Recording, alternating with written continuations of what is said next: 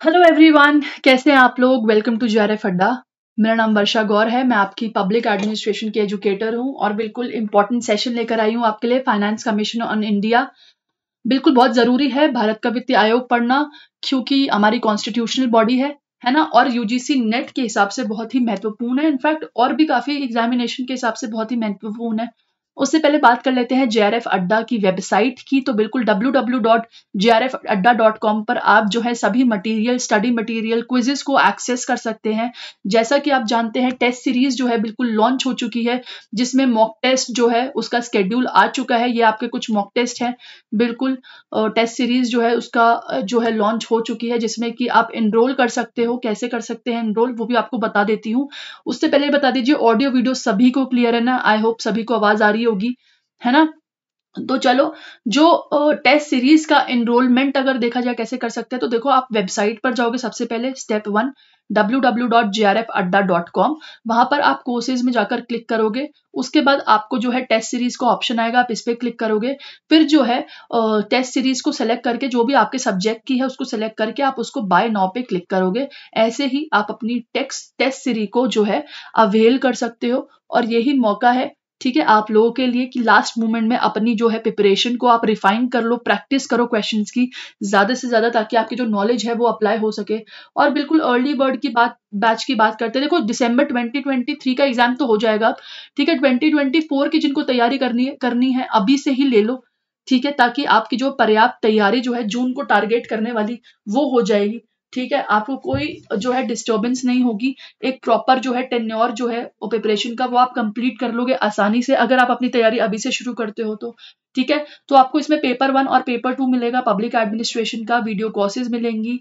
2022 2023 in fact उससे ज्यादा भी पीवाईक्यू के सॉल्यूशंस मिलेंगे। और टेस्ट सीरीज जो है जिसकी मैं बात कर रही हूँ वो आपको इसी में इंक्लूडेड हो जाएगी, तो कोई दिक्कत वाली बात नहीं है, ठीक है। अर्ली बर्ड बैच पेपर 2 की बात करें तो बिल्कुल पब्लिक एडमिनिस्ट्रेशन एजुकेटर मैं हूं, मैं आपको पढ़ाऊंगी। वीडियो कोर्स आपको अवेलेबल होंगे, पीडीएफ अवेलेबल होंगे। और पीवाईक्यू के सॉल्यूशन जो है चिंता मत करो, मैं काफी ज्यादा कराती हूँ। सिर्फ 22 और 23 नहीं, बल्कि काफी पुराने भी कराती हूँ, जिससे आपको जो है एक होलिस्टिक डेवलपमेंट के साथ एक पूरी पूरी क्लियरिटी हो जाए। कोई दिक्कत नहीं है, हिंदी इंग्लिश दोनों में ही मटीरियल अवेलेबल है और पूरा फुल फ्लेज्ड मटीरियल अवेलेबल है। 6999 में जो है बिल्कुल आप अवेल कर सकते हैं ये ऑफर। और साथ ही टेलीग्राम चैनल भी ज्वाइन कर सकते हैं, ताकि अपडेटेड इन्फॉर्मेशन जो है आप तक पहुंच जाए, कोई नोटिफिकेशन जो है वो आप तक पहुंच जाए। एग्जाम्स कब होने वाले हैं, एडमिट कार्ड कब आएंगे या आ गए हैं, उसकी इन्फॉर्मेशन भी आपको टाइमली जो पहुंचेगी वो बिल्कुल इसी टेलीग्राम चैनल के थ्रू पहुंचेगी। और साथ ही पब्लिक एडमिनिस्ट्रेशन का टेलीग्राम चैनल बिल्कुल मैं संभाल रही हूँ, ठीक है। तो बिल्कुल उसमें आपको पब्लिक एडमिनिस्ट्रेशन से रिलेटेड जो भी इंफॉर्मेशन होगी, क्लासेस की जानकारी, वो सब कुछ आपको इसमें मिल जाएगी, ठीक है। इंपॉर्टेंट है दोनों ही ग्रुप ज्वाइन करना पब्लिक एडमिनिस्ट्रेशन वाले बच्चों के लिए। और बैक बेंचर्स बैच जैसे कि आप सभी जानते हैं होता है हमारा, और इसका आप लोगों ने बहुत अच्छा रिस्पॉन्ड दिया है। अदिति मैम पढ़ाती है सुबह 8 बजे, आयुषी मैम 9 बजे पढ़ाती हैं, रचना मैम 11 बजे क्लासेस लेती हैं, और शिव सर बिल्कुल जो है 12 बजे क्लासेस लेते हैं। पेपर 1 का दारोमदार बिल्कुल इन एजुकेटर्स ने संभाला हुआ है, और होलिस्टिक पेपर 1 की प्रिपरेशन जो है आपकी जोर शोर से चल रही है। पेपर 2 की बात कर लेते हैं। पब्लिक एडमिनिस्ट्रेशन आपको मैं पढ़ाती हूँ, और बिल्कुल पब्लिक एडमिनिस्ट्रेशन के साथ साथ sociology, education, economics, home science, और इनफैक्ट विजन जेआरएफ की भी बात करते हैं। विजन जेआरएफ में जो है आपको चैनल, यूट्यूब चैनल है विजन जेआरएफ, जो कि जेआरएफ अड्डा के अंडर ही है। इसके अंदर आपको 2 सब्जेक्ट, इनफैक्ट 3 सब्जेक्ट और ऑफर होते हैं, जैसे कि आपका हिस्ट्री, पॉलिटिकल साइंस और इम्पॉर्टेंटली आपका ज्योग्राफी भी इसी के अंदर जो है उपलब्ध है। तो बिल्कुल काफी सब्जेक्ट्स जो है जेआरएफ अड्डा टीम की तरफ से आपको ऑफर हो रहे हैं, इन पर बिल्कुल आप नजर बनाए रखिए, ठीक है। और बिल्कुल आज बात कर लेते हैं फाइनेंस कमीशन की। तो देखिए सबसे पहले भारतीय कॉन्स्टिट्यूशन के अंदर, संविधान के अंदर जो है आर्टिकल 280 में जो है प्रावधान है आपके फाइनेंस कमीशन का। ये एक क्वासी जुडिशियल बॉडी है, यानी कि इसको बोले तो एक अर्ध न्यायिक निकाय रूप में जो है ये काम करती है। एक ये क्वासी जुडिशियल बॉडी है। इसको जो है जो है 5 साल के अंदर, हर 5 साल के अंदर प्रेसिडेंट जो है इसको कॉन्स्टिट्यूट करते हैं, ठीक है। और ये इम्पोर्टेंट है, ये इम्पोर्टेंट है, ठीक है। आई एम सो सॉरी बच्चा।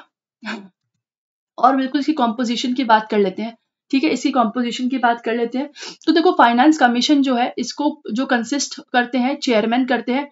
ठीक है, लेटेस्ट फाइनेंस कमीशन के चेयरमैन कौन है, ये कोई मुझे बता सकता है कमेंट सेक्शन में? बिल्कुल, लेटेस्ट फाइनेंस कमीशन के चेयरपर्सन कौन है ये बताएंगे आप लोग। और साथ ही इसके अंदर क्या होता है, आपकी संगठन या कॉम्पोजिशन कैसी होती है, एक आपके चेयरमैन होते हैं प्लस 4 मेंबर होते हैं, ये इसकी कॉम्पोजिशन है, इसको याद रखेंगे।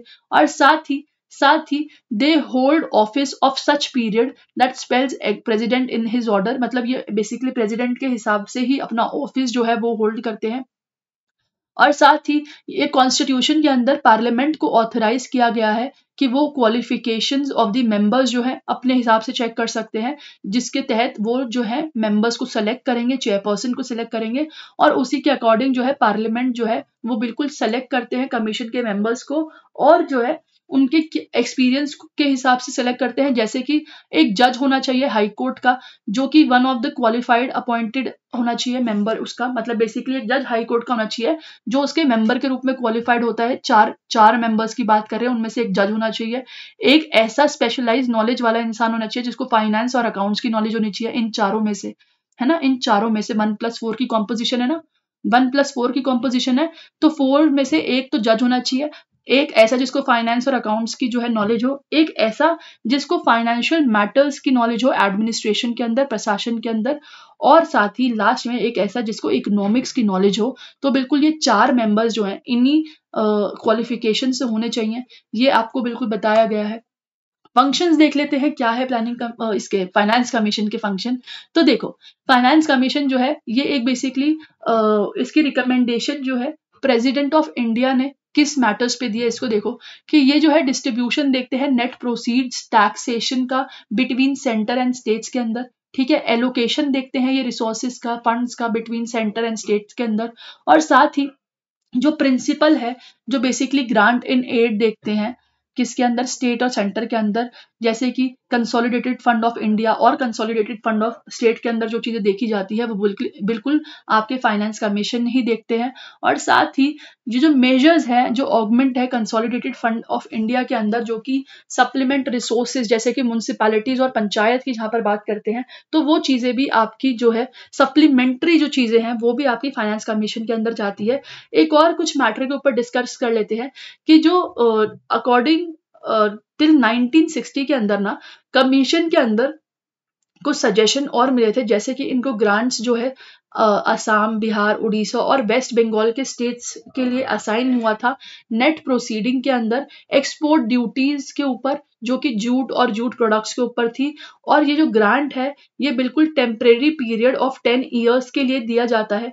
ठीक है, ये चीजें जो है मेंशन हुई है कॉन्स्टिट्यूशन के अंदर। और साथ ही कमेटी जो कमीशन की रिपोर्ट है, यानी कि फाइनेंस कमीशन को जो रिपोर्ट होती है, तो वो रिपोर्ट जो है उनको प्रेसिडेंट के पास सबमिट करनी होती है, और प्रेसिडेंट उसी रिपोर्ट को जो है both the houses of parliament को सबमिट करते हैं विद द एक्सप्लेनेटरी मेमोरेंडम के साथ। ये एक इंपॉर्टेंट चीज है, और इसके बाद जो है उनकी चीजों पर एक्शन लिया जाता है। एडवाइजरी रोल की ऊपर भी बात कर लेते हैं। सलाहकार की भूमिका बिल्कुल फाइनेंस कमीशन निभाती है। कैसे, देखो एक तो ये रिकमेंड करती है फाइनेंस कमीशन को एडवाइजरी नेचर में, जिसकी मतलब बेसिकली इनकी जो रिकमेंडेशन है वो बाइंडिंग नहीं होती है। ये सलाहकार के रूप में बिल्कुल गवर्नमेंट को, यूनियन गवर्नमेंट को जो है, कैबिनेट को चीजें जो है मेंशन कर सकती है, आप उनको सलाह दे सकती है। साथ ही बेसिकली कहीं नहीं लिखा हुआ कि इनकी रिकमेंडेशन जो है वो बाइंडिंग होनी चाहिए, तो इसलिए इनकी रिकमेंडेशन कोई भी लीगल कंडीशन के हिसाब से बाइंडिंग नहीं है।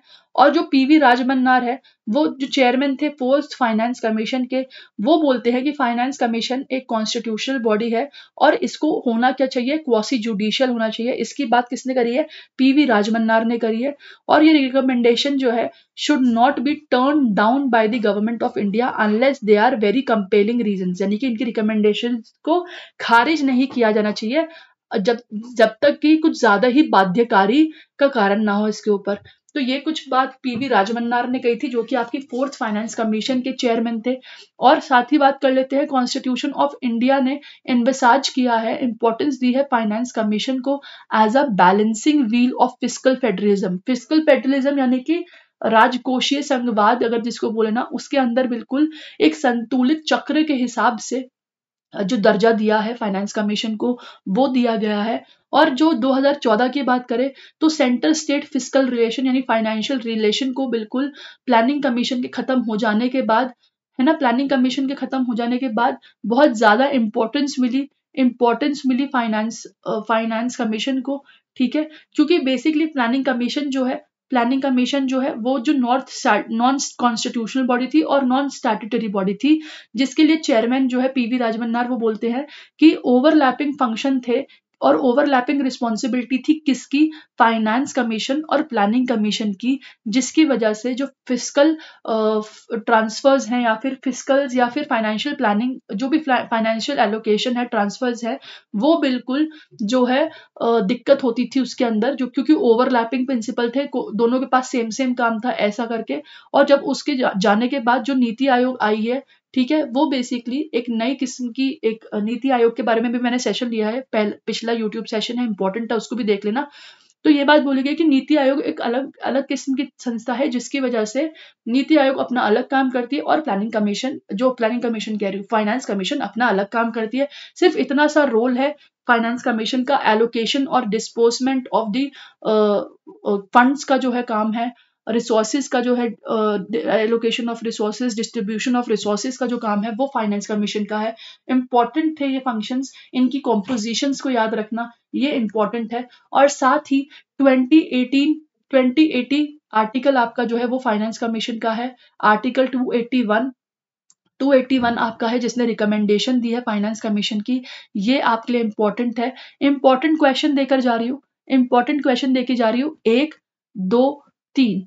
एक कि रीसेंट फाइनेंस कमीशन कौन सी चल रही है, रीसेंट फाइनेंस कमीशन जो है वो चल कौन सी रही है, 14 चल रही है या 15 चल रही है, एक तो ये इन द कमेंट्स बताएंगे, अभी नहीं, आफ्टर द क्लास, ठीक है। और बिल्कुल ये बताएंगे कि करंटली फाइनेंस कमीशन के चेयरमैन कौन है फाइनेंस कमीशन के करंटली, ये बताएंगे। और मुझे ये बताएंगे कि ये जो फाइनेंस कमीशन है जो करंट चल रही है ये कब आई थी, यानी कि इसको जो है ये कौन से ईयर में जो है फाइनेंस कमीशन आई थी, जो करंट फाइनेंस कमीशन चल रही है। ये 3 क्वेश्चन बिल्कुल कमेंट सेक्शन में जो बच्चा अच्छे से जवाब देगा उसका कमेंट ऑफ द डे में बिल्कुल नाम आएगा, ठीक है। तो मैं उसको कमेंट जो है नेक्स्ट क्लास में बिल्कुल शो करूंगी। Thank you so much for watching this session. बने रहना क्लासेस के लिए ऑन JRF अड्डा, एंड बिल्कुल आप मटेरियल एक्सेस कर सकते हो www.jrfadda.com पर, क्विजेस भी है यहाँ पर, इंपॉर्टेंट है आपके लिए चीजें यहाँ पर। Thank you so much for joining, मिलते हैं नेक्स्ट क्लास में, all the best, bye bye.